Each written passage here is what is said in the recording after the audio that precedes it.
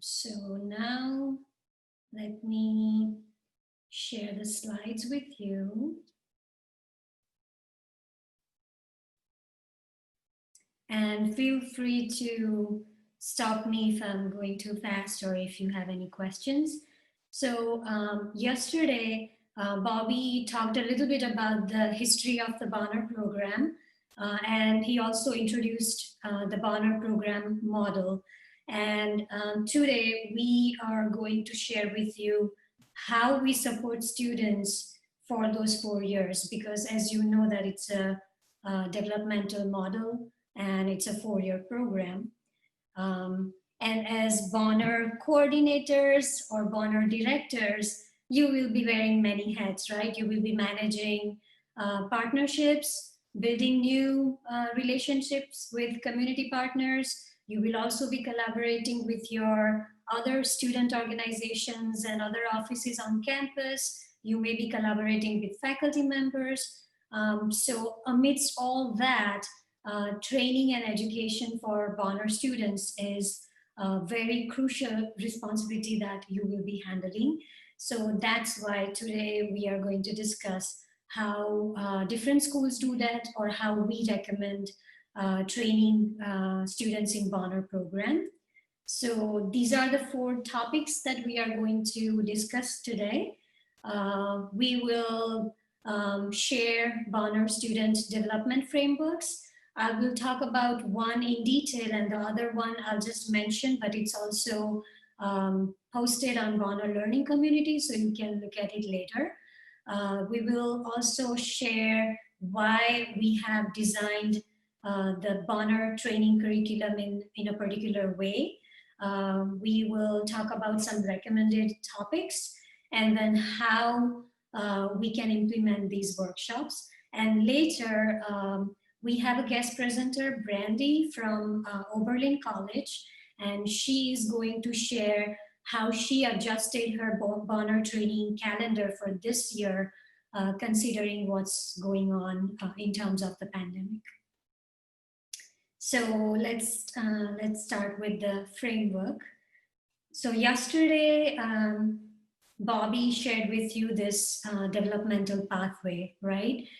So if you look at the first year, mostly you will see the green bar. That green bar, it represents direct service. So when students enter the program, they explore different community organizations, and they try to identify their own passion and commitment, right? So they may work with students, they tutor students in an after-school program, or they may serve at a soup kitchen, or they may help an organization that is working on poverty reduction. So they explore. So the first year is more about exploration. Then in the second year, they have developed a better understanding of that organization and also the surrounding community. So when new Bonners join the program, they are ready to mentor new Bonner students and other volunteers at their organization. Then by third year, now that they have deepened their understanding and relationship with this organization, they start talking with community partners, their supervisors, and they identify community needs or the organization's needs, and they, in collaboration with you as Bonner coordinator or director and community supervisor, they collaborate with you all, and they try to plan a project and then implement that capacity building project. And then by fourth year, they finish their project and present whatever they have learned or whatever you can take going forward. So that's how 4 years work. And what remains constant is our support for students, right? So at each stage, the program recommends giving training and giving opportunities for reflection to our students. So based on that developmental level, we have suggested some topics. So for example, first year, they are still getting to know the community, right? And they are still in that exploration phase. So we have some trainings that are designed around different aspects of students' identity. So it gives them opportunity to examine who they are, what their passions are, how their identity play a role in that community when they go for community service. And they are also introduced to different aspects of the community that could involve assets that are in the community as well as some challenges that are present in the community. Then by the second year, they are ready to train other new volunteers, right? So at this stage, we have some trainings around skill development, which focus on leadership, communications, how to conduct research, how to facilitate meetings.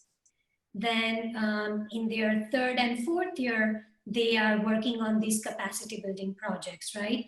So we have developed capacity building guides with our summer staff, and these capacity building guides focus on other skills, for example, grant writing, conducting program evaluation for their organization, or writing press release for their community organization. So I'll just show you where all these capacity building guides are, which you can use when you train the students. So here, let's go back. When you click on webinars, it will open up this page. And if you scroll down, all these are the capacity building guides. Any questions so far? I guess no. Okay. I have a question. Sure, go ahead. I didn't see where you are. So this is all the capacity building things are under like our kind of Okay. or is it just So, webinars? Yeah, so when you are on the home page, you see this, right? Then you click on webinars. Okay. And then scroll down. Okay. And then you see all these logos with black circle. Yes. So these are all the capacity building guides. Excellent. Thank you. Okay. Welcome. Okay. Going back to this.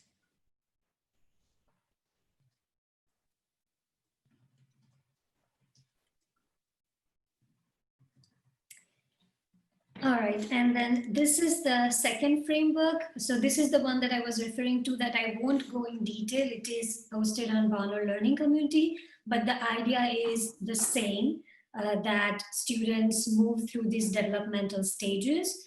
First, they explore their interest areas and their commitment, and then by the time they graduate, they have developed deep understanding of that community, and they have contributed significantly to that organization and to that community.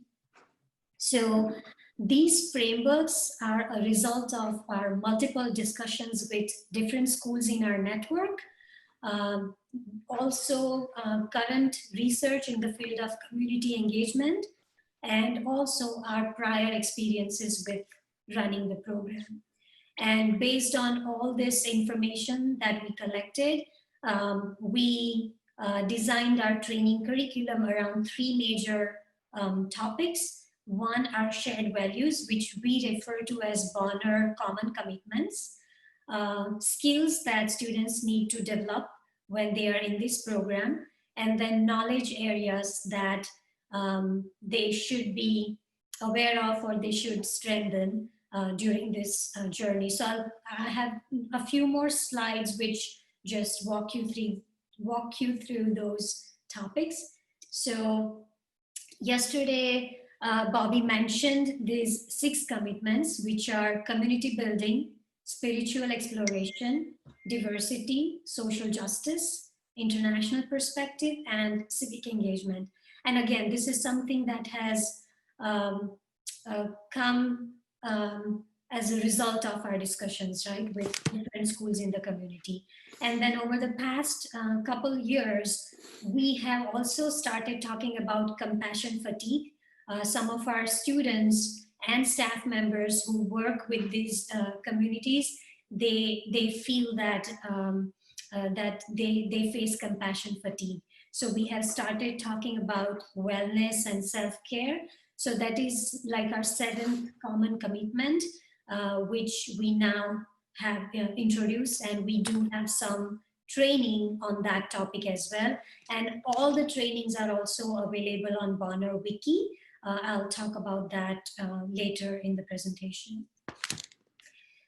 So these are the skills. Again, we have training curriculum available on these topics. Students develop personal skills, leadership skills, and professional skills throughout their 4-year journey. And we as Bonner Network, we support our students to develop these skills.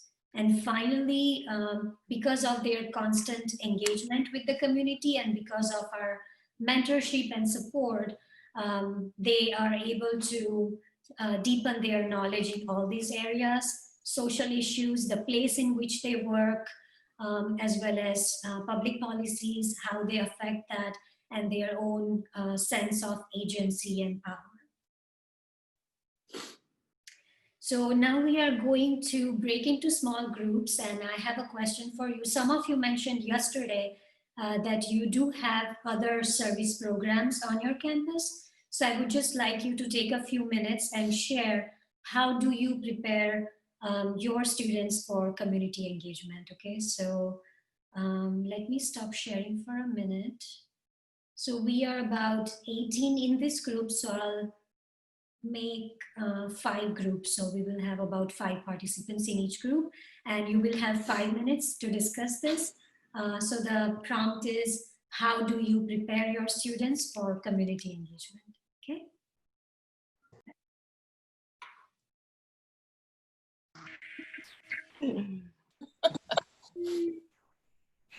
Okay, then you kicked us out right in the middle.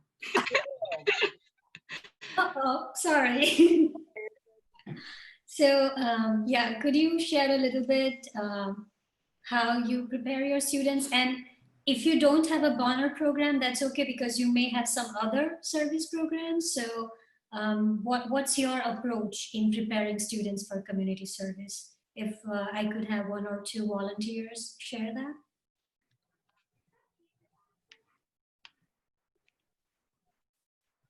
Sure, yeah, Clarence. So here at Albion College, we actually have a program called the Fellows Program that closely mirrors the Bonner Scholars Program.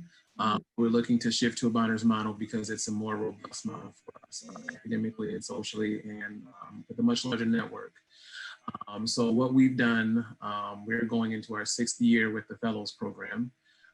We have been integrating the community into the sessions that we have with our students, so that they have a chance to get to know them well, and the community has a chance to let them know what service looks like for them in their specific spaces. Outside of that, we also have curricular opportunities. So each, let me see, the 1st year, 2nd year, and 3rd year cohorts all have different classes that they go through to learn about service. The 2nd year is about leadership, and the 3rd year is specifically about civic engagement. And in that 3rd year, they actually have a separate retreat just for them that takes them to a different city here in Michigan, for them to see what service looks like in other areas, and potentially teach them and show them what could potentially be brought back to Albion. So that's a little bit of what we do with our Fellows Program. Nice. So are these credit-bearing courses? Yes. Oh, nice. Okay. And it's very close to that scaffolded learning approach that we take. Glad to hear that. Okay. Anyone else?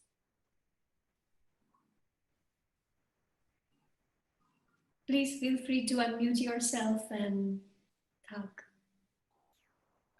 I think what I heard, oh, Arlette, were you about to go? You first. I think several schools have a 1st year seminar or 1st year course that is meant for kind of like introducing students into that. So not only at our first year orientation do we have a service, like a day of service, but throughout their NDMU 100 class, it's an introduction to like why is service important, and what are the issues that you actually care about, and how do you take your major, and like, you know, how do you take your future career and incorporate service and giving back into that. And so there is a service hour component and requirement with that. So I've heard that from a couple other schools too. Thanks. Arla, do you want to say anything? And then Yeah, I wanted to say that we usually introduce, specifically Bonner, we have a Bonner program for the last 6 years, so we've become pretty good at introducing our students into community. So first they visit the community and they explore the community. We give them a tour of the community that they will be serving, introduce them to some of the nonprofit organizations that we work with. We have a scavenger hunt so that they can learn and see, so in a fun way. We have them eat lunch at the local community. Usually for many of our students, is the first time that they go to a place that is not their neighborhood or their town, or they've never been in a neighborhood of underrepresented people that look very different than them. So it is almost like an experience or a shock or a wake-up call, right? So that's the first introduction to the community. Then we talk about the history and the values from an asset perspective, not a deficit one. And then after that, we do like a matchmaking, figure out what students' interests are, what skills they already come with. Some of them are like super experienced in tutoring because they did that throughout their high school, or some of them are awesome with music, or some of them were camp counselors or really good with children. A lot of different life experiences that help them find a placement that will match their skills and knowledge and experiences, so that they comfortably explore the options in community. So that's one of the many approaches. And of course, there's the introduction of the partners through a panel and an issue base. So there's multiple ways of introducing students to and preparing them for service. thanks. I'm glad, Emily and Arlen, that you mentioned about that initial training, that before we introduce them, what kind of background we give. So because we are going to have another discussion about a case study, and some of these issues will surface. So you built that context pretty well. Thanks for doing it. So I'm going to share my screen again, and I'll talk about another approach for Bonner curriculum. And there is a question from Suzanne. Do your Bonner students live on campus, off campus? So schools may have different approaches, so feel free to type in the chat.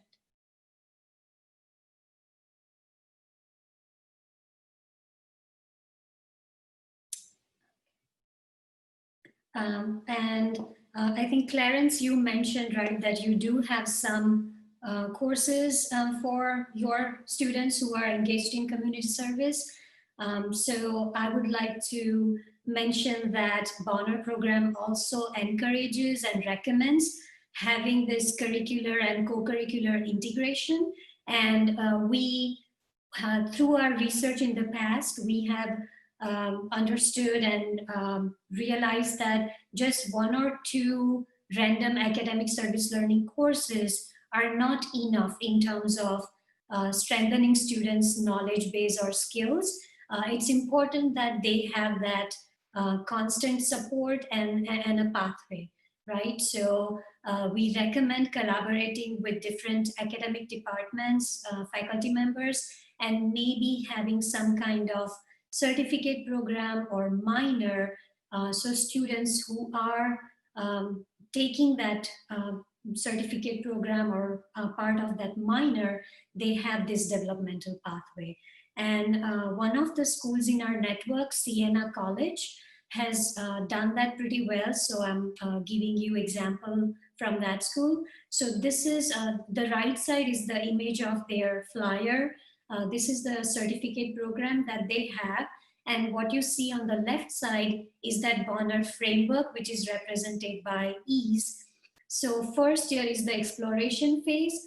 So students, any students, not only Bonner students, any students from Siena College can participate in this program. So first year, they take some courses which focus on understanding the social context. Then in their second year, they dive deeper into issues related to misunderstandings, which can be around diversity when you do not know the other person's background, cultural and social background. So those courses focus on diversity and community engagement, how to approach issues surrounding diversity. Then third year, there are some courses which focus on research, how to conduct survey research, how to conduct interviews, how to do mixed methods research. So students can take courses and then apply those research skills to work on individual projects or team projects. So fourth is that expertise where they implement that project.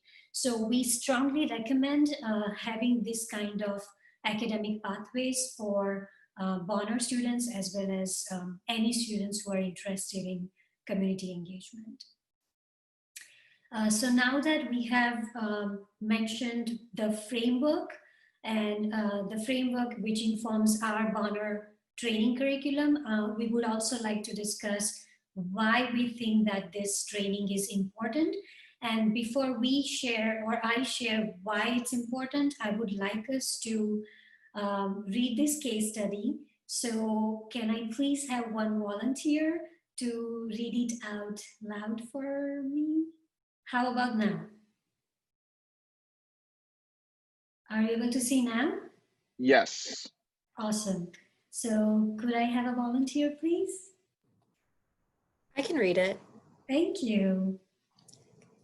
Case study of a service learning course. This case study is drawn verbatim from an article. Please read it and discuss the questions that follow. Sociology 152, Sociology of Education, is a popular course with undergraduates at State University, enrolling the maximum 50 sophomores, juniors, and seniors every fall. The class includes a mix of departmental majors and students fulfilling the university's social science requirement. Both groups cite the course's service learning requirement as one of their reasons for signing up, and year after year, the course receives generally high ratings in the end of semester reviews. Dr. Shannon Daniels has been teaching the course for the last 8 years and considers it one of her favorite classes to teach. The goals of the course are for students to connect education to a number of sociological phenomena, such as social mobility, stratification, social capital, and social reproduction. 2 years ago, she introduced service learning as part of the course, hoping to focus more on the dynamics of race, class, and gender in schools. She found that the involvement with community organizations revitalized her interest in the course and provided students with real-world experiences to accompany the textbooks and articles in her course reader. Professor Daniels was attracted to service learning because it spoke to her concern that academic knowledge be used for social good. She also believes that service provides a rich opportunity for border crossing and remembers her own first experiences with service, and as a white person having the feeling for the first time of being in situations where she was the minority. On the first day of class, Daniels tells the students about the service learning project and her goal of connecting experience to the sociological theory they will be studying in the course. She explains her rigorous service learning requirements. Students are expected to spend a minimum of 4 hours per week in service at a school, and this service must be outside work they might already do, such as serve on a parent-teacher organization or tutor a niece or godchild. When students present conflicts with jobs or families, she recommends another sociological course or sociology course without service learning. Students are free to serve at any school, but Daniels explains that the campus service learning office has created a partnership with Wilson Middle School, a school with a mostly African American and Latino student body, just a few blocks from campus. About a dozen students choose to work in the Wilson tutoring program. With some of the lowest standardized test scores in the city, Wilson is also requesting tutors from the university. Daniels believes that serving at Wilson will be good for her students because it'll expose them to many of the problems and challenges of urban schools. Concerned about her students' safety, Daniels explains that while Wilson is nearby, the neighborhood connecting school and university is not without crime. She warns students to be alert and ideally travel in pairs. Tia, are you okay continuing with this? I can, unless anyone else wants to read. Does someone else want to do it? We have one more page. I don't want you to get tired. That's why I asked you. Anyone else? Otherwise, Sierra is definitely doing a great job. I can read like 2 or 3 paragraphs. Sure, thank you. And Okay, thank you, yeah. Sierra. So continuing on, Daniels know the reflection is key to learning from service and connecting service to course content. So she assigns journal entries every week and structures reflective conversations into class every other week. Usually during the first conversation, several students tutoring at Wilson express their shock at how poorly students read and how discipline at the school is out of control. Daniels acknowledges that the school may be very different from their own middle school experiences. Several of Daniel's white students discuss conversations they had with Wilson's students and express their sadness at the home lives of some students, whether because the family is poor, a parent is missing, a sibling uses drugs, or a friend has experienced violence. Daniels noticed that most of the students of color in her class remained silent during the discussion, and she left the class thinking about what she could do to encourage their greater participation in the future. Daniels saves the last reflection session of the class to focus on the intersection of race with the service learning project.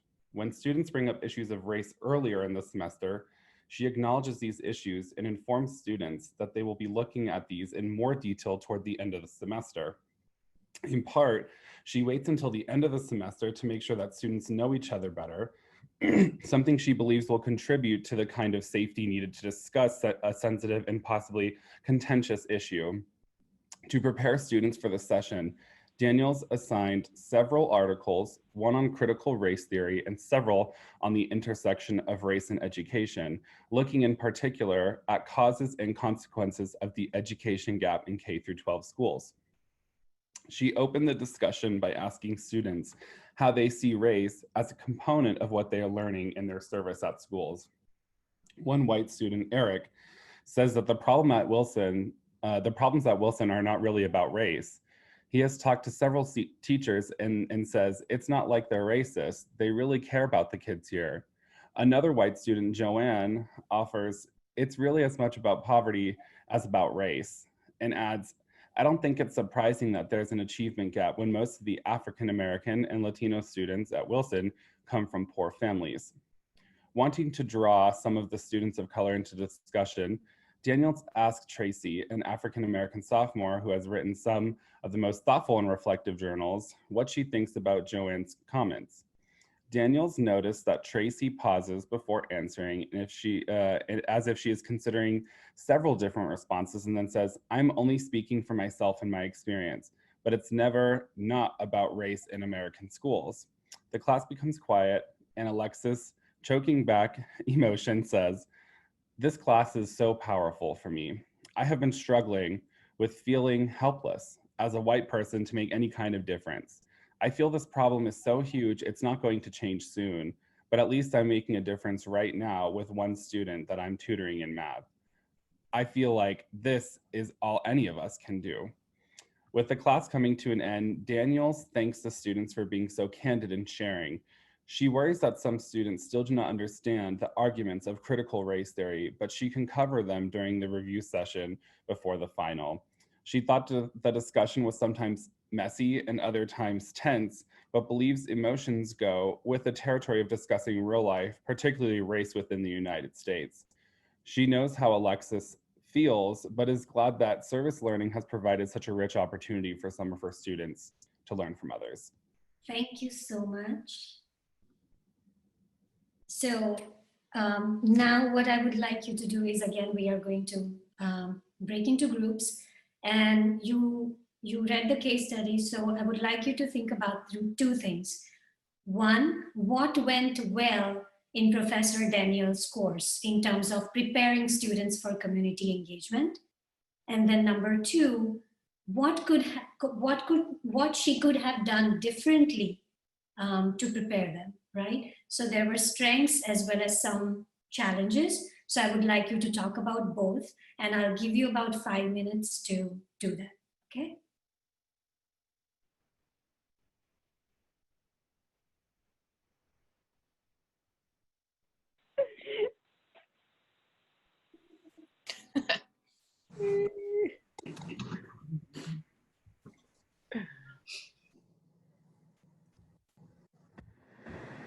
Great. Let's see. Yes, all of us are here. So any volunteers, whatever you discussed in your groups in terms of what went well and what could have been done differently?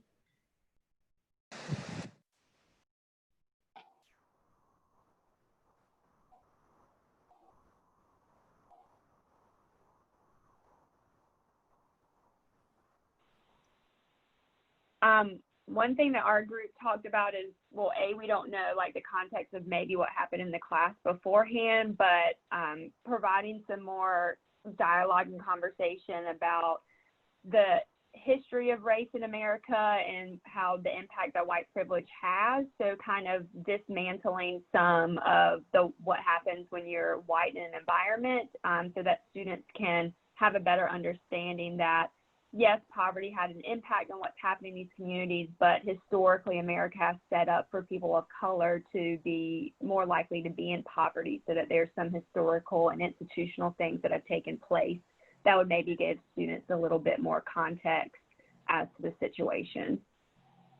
Thanks, Kia. Yeah, I'm glad that you caught that point where one of the students said that it's not just about race, it's about poverty and race. So some kind of historical context would have helped students to see the interconnection. Anyone else? In our group, we kind of mentioned the feeling of code switching, but for the African American students, because we didn't know if the classroom was like predominantly white, but that's just kind of how I guess I conceptualized it. And so having a majority white class with a few Black students, and then for that whole class to then go into a predominantly Black neighborhood where now the Black students are the majority, to then come back to the majority white classroom and have to figure out how to explain this experience where once again they're the minority and maybe their voice will be heard differently or just different things like that. So that kind of tension. Yeah, definitely. And then also professor made a comment when in terms of preparing students to go out into the community, she made a comment something like, be safe, it is not a safe area, so go in groups, right? And if we are talking about students from diverse backgrounds in that classroom, there are white students, African American students, Latino students, Asian students. So when you are going into the community, are you saying that the community is not safe for white students or for Latino students? What are you referring to? And even the idea of safety, what do we mean by safety, right? So that was another thing in terms of how we are handling that situation. Are we keeping only white students in the center, or are we thinking holistically, right? Any other thoughts, any final comment before we move on? Our group was also saying that we thought that these case studies would be a really great way to introduce the students to some of these concepts before they even interact with the community. And then we were also wondering if there's sort of a compendium of these case studies on the Bonner Wiki, or Sorry, go ahead. oh, if not, if we'd be able to pull one together. No, definitely. So this case study is taken from Tanya Mitchell's article, and she wrote an article called Service Learning as Pedagogy of Whiteness.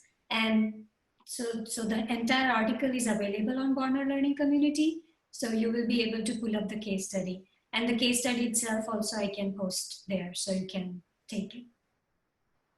Yeah.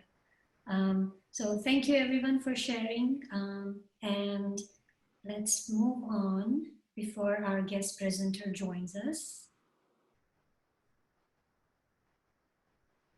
You are able to see my screen, right? Yeah. Okay. So going back to what Sierra shared and what, how do you pronounce your name? Concilio? Could you say that again? Yes. Yeah, it's Helen, actually. I didn't change my login. Oh, sorry. Helen. Okay. So That's Helen okay. and Leah, thank you for sharing that. So as you mentioned, when we are talking about these sensitive issues with our students, it's important that we do not put the pressure on one particular group or one particular race, right? It's important to have that safe space where we could have a dialogue. They feel safe enough to say something that they may feel that, oh, it may offend someone, but I still want to understand this issue, so let me say it. But at the same time, say it in such a way that it is respectful. And this comes through practice. No one is perfect, right? We all learn from experience and practice. So our idea is that meetings are very important to create opportunities for dialogue across difference. And through mentorship, through guidance, we can do that. And it is supported through guided reflection questions, guided discussion prompts, journal entries. Those are some of the things that we can do. And every year we conduct a survey where freshman students and senior students participate.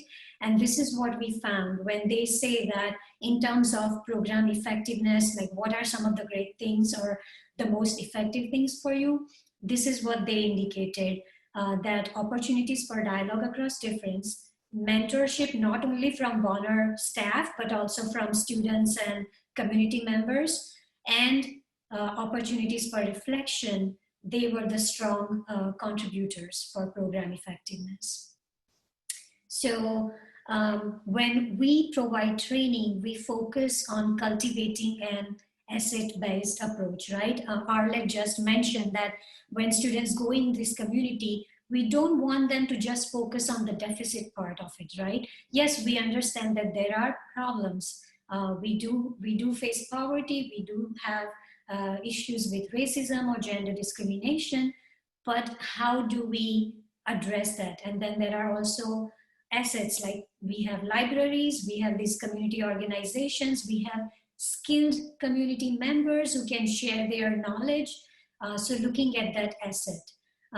And when students engage in these kind of trainings regularly, it builds a sense of community and they feel safe to ask questions, to talk about their vulnerabilities. So it's very important. And meetings also help with our goal of preparing students to have knowledge, skills, and attributes in terms of civic engagement. I'm going to share that graph in the next slide. And it promotes accountability and campus-wide culture of service. So these are the reasons why we encourage Bonner schools to have robust training curriculum for Bonner students. And these are the civic learning outcomes that I was referring to. This graphic is also available on Bonner Learning Community, so you can have a look at it later on. And we think that when you design your own training calendar, think about these learning outcomes. There is a rubric. So refer to that rubric because it will help you to strengthen the program and it will help you to align your curriculum with institutional mission. Okay. So these are some recommended topics.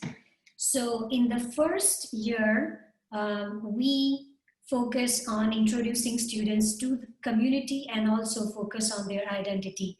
And think from that solutions-based approach, that what are some of the solutions that we can bring about. Then in the second year, we focus on skill development. So how to facilitate meetings, how to develop leadership skills, how to work on different policies, how to conduct policy research. Third year, it's that project management, right? Capacity building projects. So there is a whole series on planning and managing projects. And then also all those capacity building guides on grant writing, social media, using social media to spread awareness of the programs, program evaluation, all that. And then fourth year students are ready to graduate and they are looking for jobs.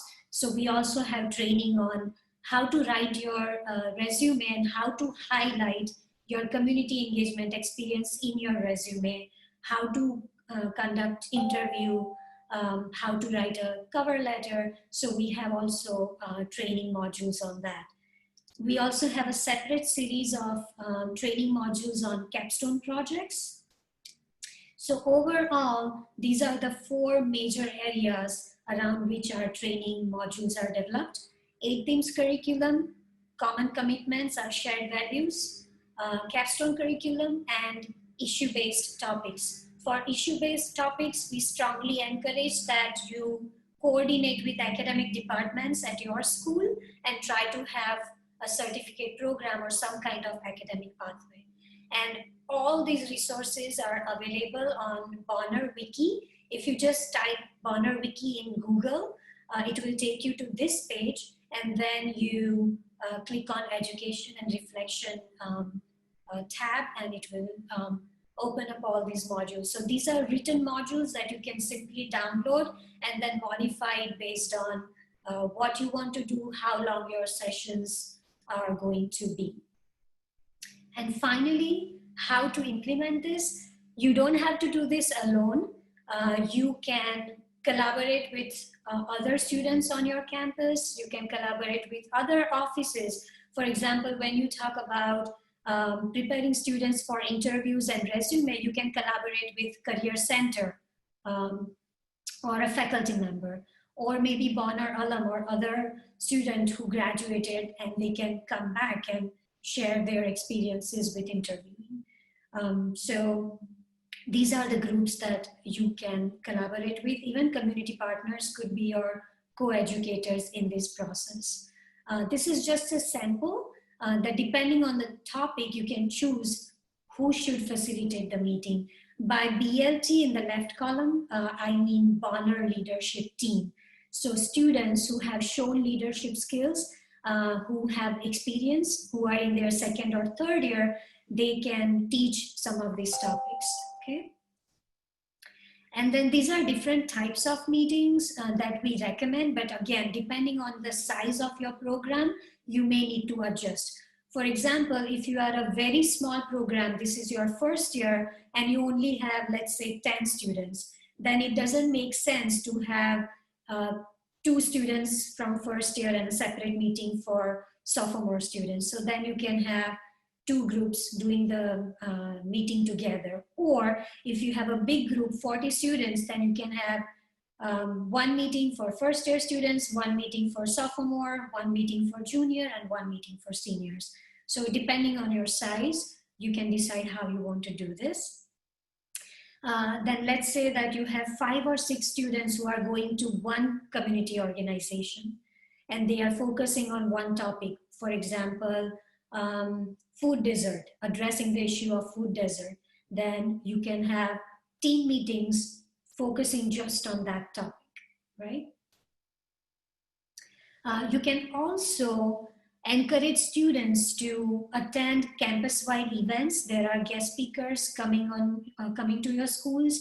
There are conferences. For example, Impact Conference is focused on student leadership and social justice. So you can send students to these conferences, and that will also count towards their service hours as part of their meeting, education and reflection meeting time. So these are all the recommendations that you can look at and adjust it based on your program structure, your staff capacity.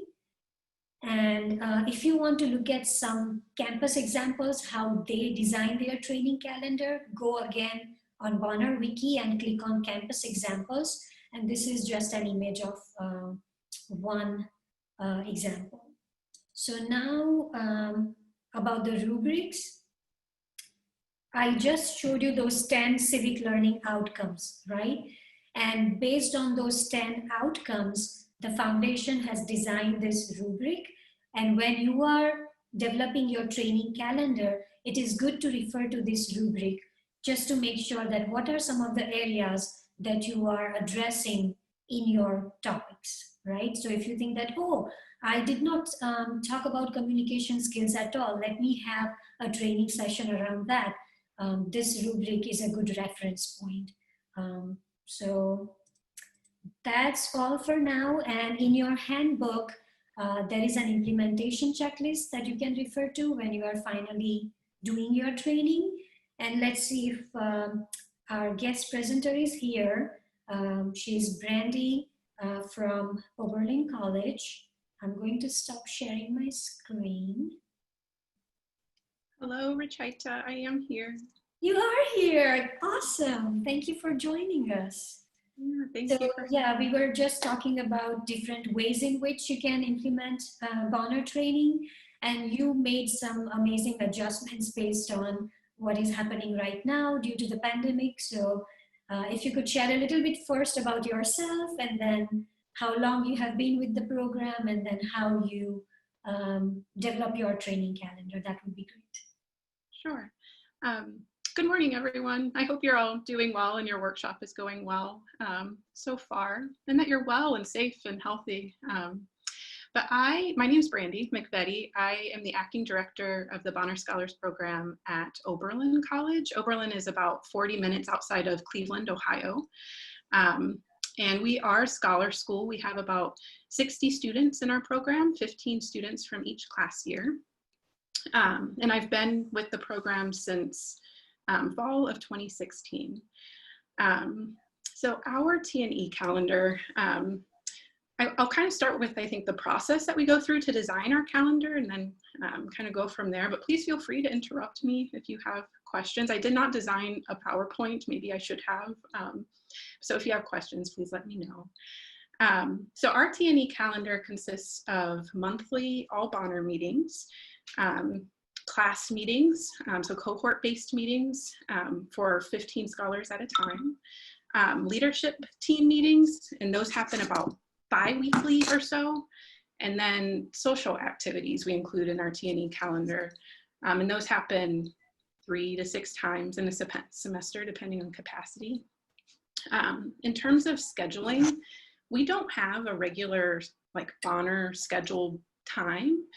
We really look at our campus events calendar and our just different speakers who are coming to campus. We look at different programs on campus to look at their calendars, big student events, and we just try to avoid those times. A natural place that we're able to schedule meetings is during meal times. Our Bonners have to eat, and so we try to provide a meal for them during a required T&E event.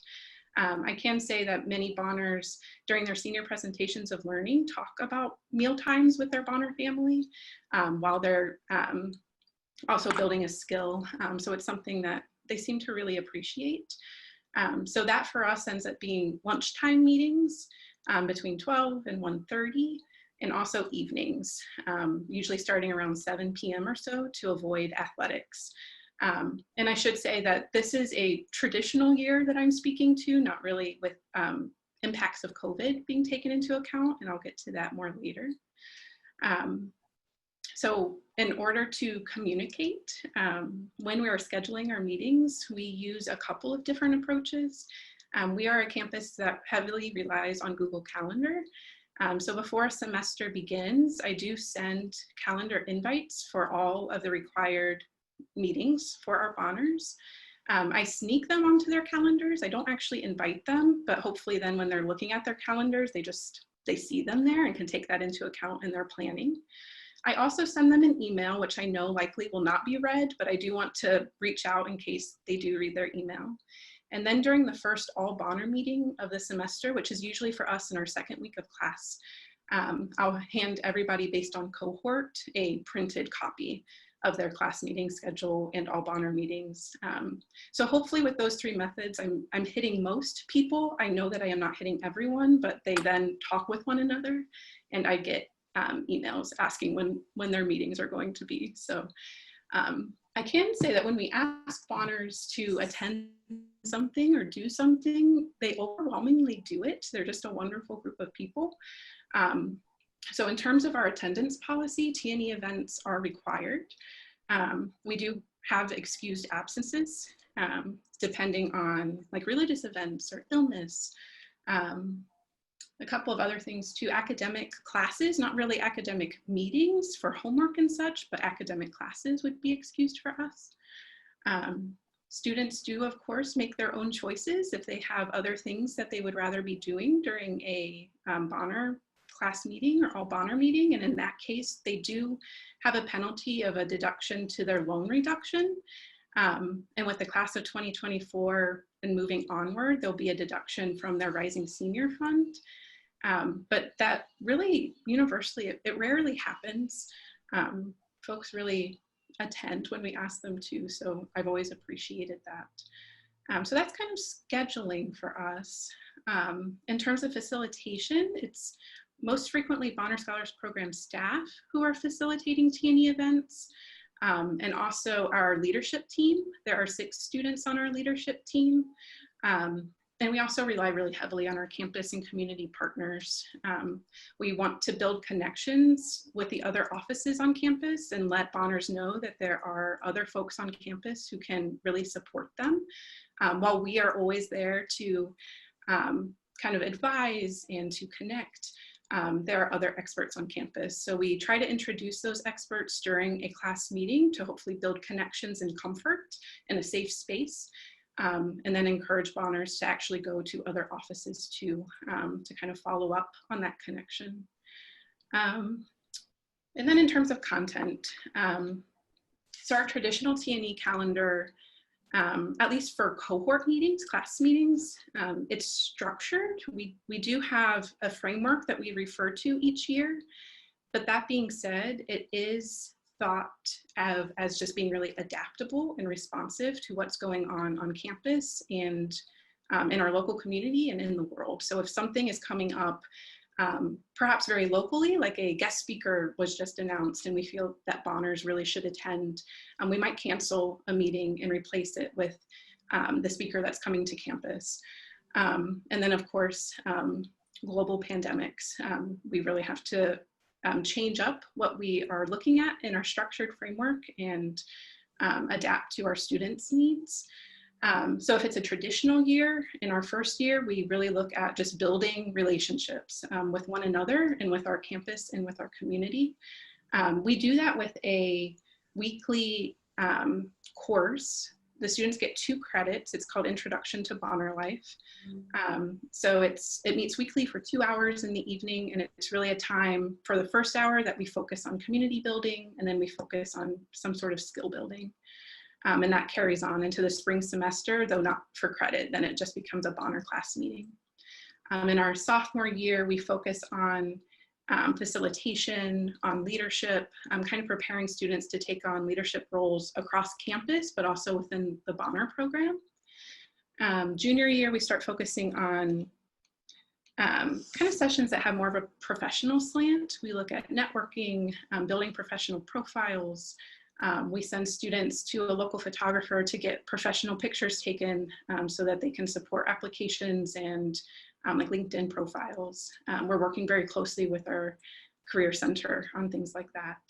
And then during our senior year, we really focus on reflection and preparing for senior presentations of learning, kind of connecting the different aspects of their Bonner and campus experiences.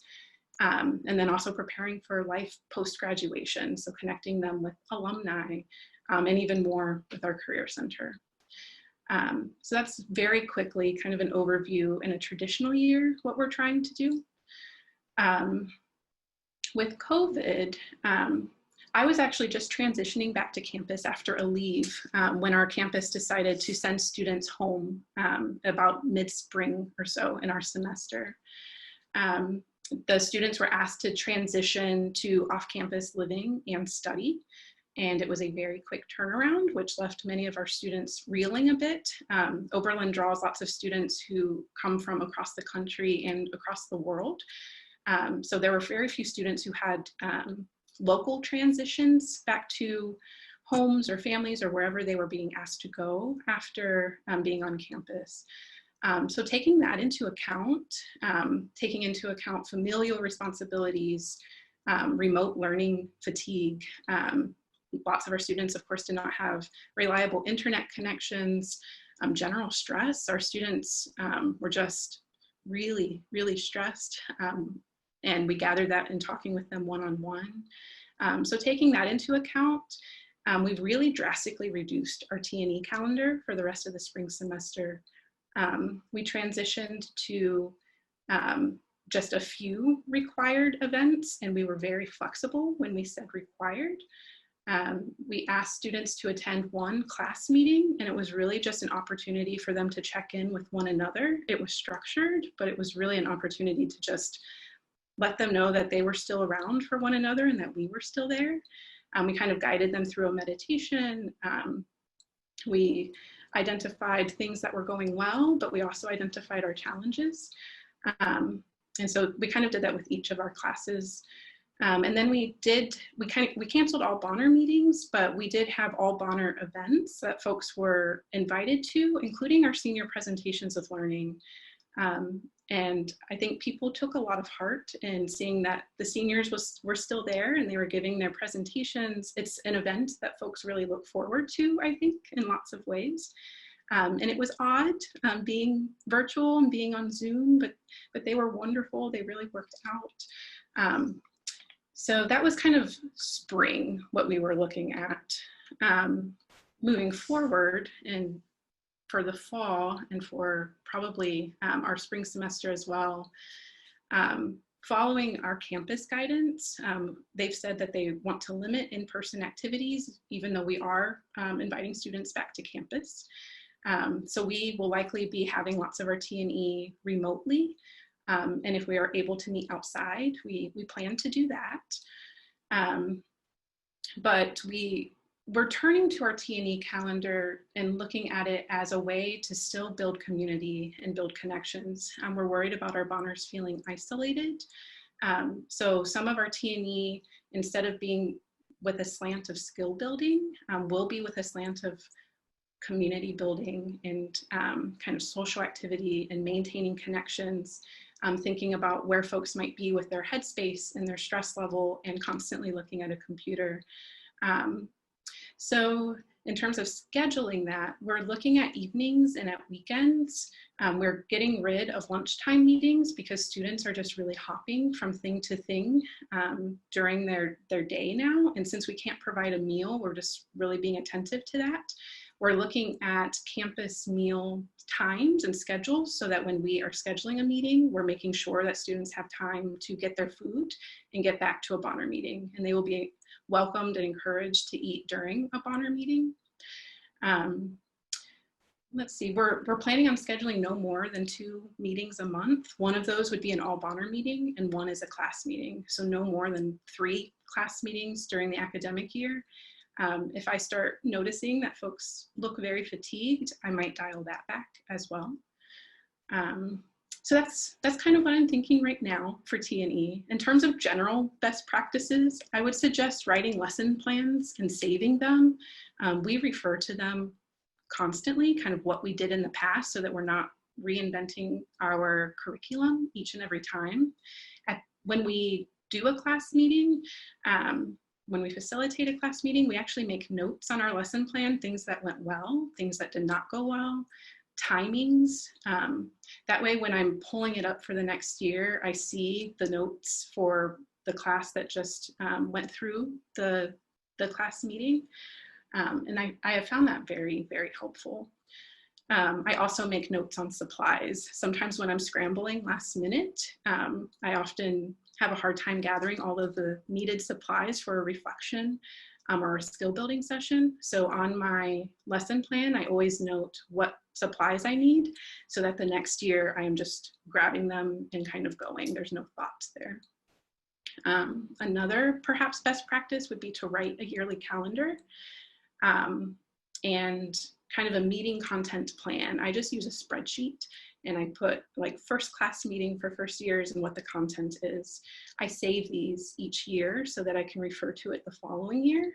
And I have notes there about what went well sequentially and what didn't. and also who I invited as a guest speaker, which has saved me a lot of time in subsequent years.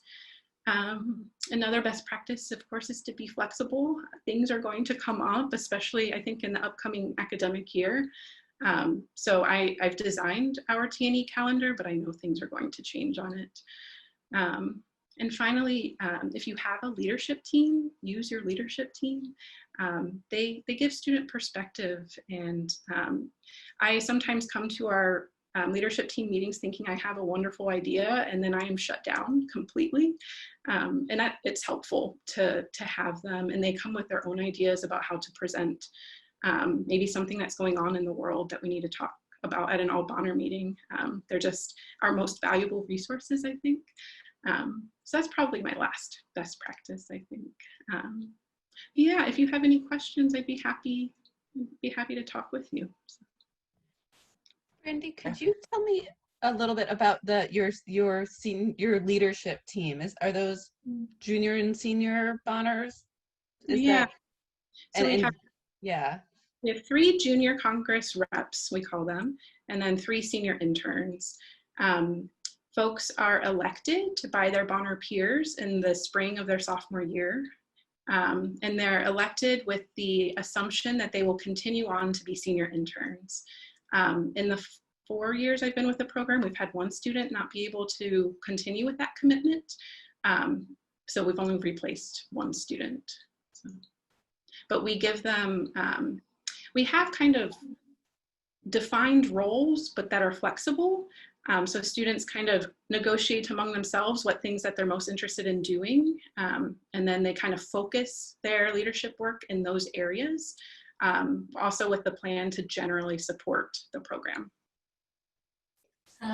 Brandy, Abby also has a question. Would you like to type it, Abby? That's okay. I'll hop on. I just didn't want to like jump in front of anyone. Hi, Brandy. So with your schedule that you plan ahead, do you pick those dates on your own, or do you get student input? Because I think it would be great to like be like, these are all your meetings at the beginning of the year. But I was just curious how you get student input. So the first year I was here, we didn't actually have a planned class meeting calendar. So it was just kind of happening on the fly, like, oh, we need a junior class meeting, let's plan it, which wasn't working very well. So that's when, in the month or so preceding the start of a semester, events start getting added to our campus events calendar, and we started just looking at that and without student input, actually planning our events calendar. But I will, in order to be flexible, if I start here, we meet individually with all of our students and we ask kind of, when are your evening meetings? When are your afternoon meetings? If I notice a trend among a particular class that they all have seminars Tuesday evening, I do cancel and switch to a different day. And if I do so, our policy is that our T&E calendar can change, but we will give you 10 days notice. And so that has worked for us in the past. Cool. Awesome. Thank you. I have a question. You mentioned something about having like the like 1 credit or 2 credit courses for the like first semester Bonners going in. Would you happen to have like a copy of the syllabus that you used? I think that would be really fabulous to post, so that, you know, people could maybe in a sense build off of that program or adapt, you know, our intro course for the Bonners to that as well. Sure, I will send that to Rachita. I'll be honest, I haven't developed the syllabus for this upcoming fall. We were holding on lots of things and just recently found out that our class was even able to happen. So I will send what it has looked like in a typical year. And then once I finish for COVID, I'll send that out as well. And Awesome. Brandy, you had also listed other courses that students could take, which could count towards their training and education. Could you talk a little bit about that? Like how did you identify those courses? Oh, so those are just community-based learning courses. In our course catalog, we have a community-based learning course designation. So there's a symbol by the course if a student can take it as a community-based learning course. For the T&E component, we don't let them count class time. We lost you.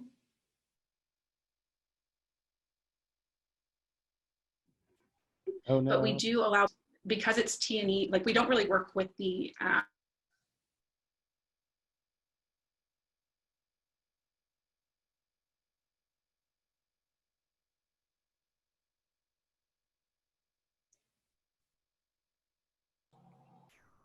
Brandy, we can't hear you.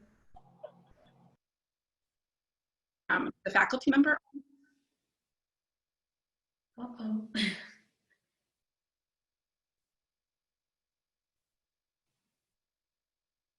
Could you maybe disconnect and join us again? So we have about 5 more minutes.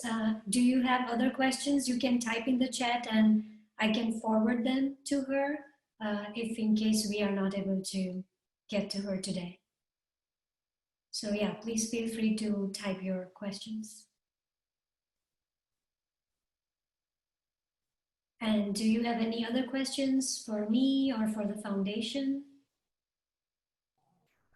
I do. I have this question for her, but I think it's also a good foundation question. So thinking about the new COVID world, and I heard a lot her talking about reducing T&E opportunities.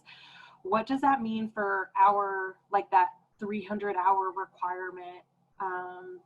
Yeah, if we're reducing meetings and they're not able to do as much direct or in-person service, do you have guidance or, yeah. Yeah, so I know we had this question early in our earlier meetings also, and they were asking if we could have a policy, fixed policy around reducing hours or number of hours for community service. And what Bobby suggested is that every school scenario will be different, because in some areas they are allowing in-person service up to some extent with face masks and social distancing, whereas in some areas it's not possible. So Bobby suggested that each school can talk to him, and based on the situation, we can figure out a plan in terms of reducing meeting hours or reducing community service hours. So yes, we are aware and sensitive to that, but we cannot have a fixed policy that, okay, now we will have 6 hours instead of 10. So we don't want to be stubborn about that, but the foundation is definitely considerate of that. Thank you. Sure. Any other question? We have 2 more minutes. Rachida, I was wondering about the rubric that you showed. Is that on the wiki? Yes, it is on wiki. Yes, and if you want, I can post it on Bonner Learning Community as well. So it's like easily accessible. On that same note, what would be the assessment tool to measure the rubric outcomes? Well, rubric is the one, right, with 1, 2, 3, 4. Right, but I'm saying, let's say I want to assess the student's civic identity or civic agency. What kind of tool do I use to do that? Okay, I see. So we generally encourage people to look at 2 things. One is written reflections, and there is some kind of coding that you can use, and I can help you with that if you want. And then second is student impact survey. There is a whole section, set of questions on civic identity and development. So you can look at survey responses for your school for that particular section. Sure. Anything else?